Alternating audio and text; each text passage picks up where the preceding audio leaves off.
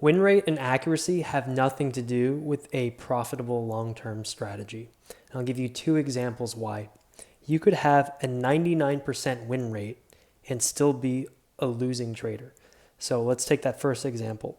When I win $1, and when I lose $1,000. So let's say over 100 trades, I won 99 in a row. Awesome, great. Now I'm at 99. Then I take one loss and that blows my doors open. So now I've lost my account, I've lost everything I made and then some. Even if you won 200 trades in a row, 99% win rate, all you need is one trade to completely wipe you out and wipe out any profit. The second example, let's say I have a 1% win rate. So when I win though, I win big, I win 500. And when I lose 1.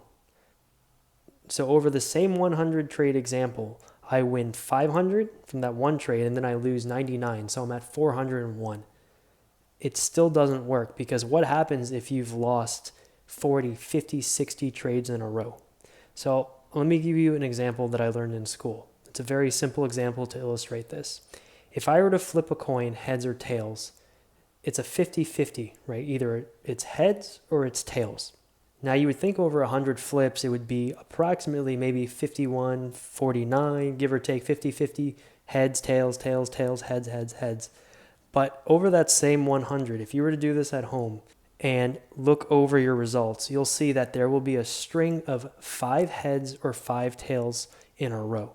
So taking this concept and applying it to trading, to me, one of the most important numbers is average consecutive losses and average consecutive wins.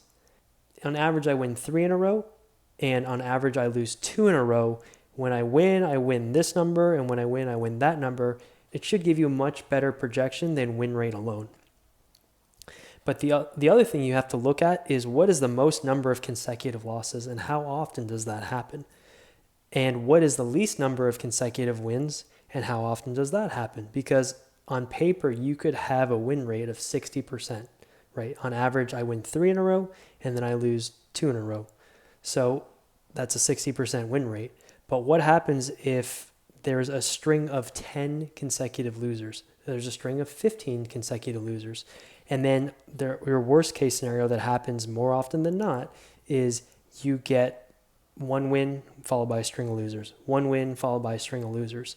On paper, the win rate may be great, but depending on how much you're risking and all that, you could be in a significant drawdown from the initial capital invested in the account. Those are 4 data points that I always look at in my personal trading: the average number of consecutive losers, the average number of consecutive winners, the most number of consecutive losers, and the least number of consecutive winners. If you look at that in your trading, you should be able to forecast how you're going to do over a longer period of time.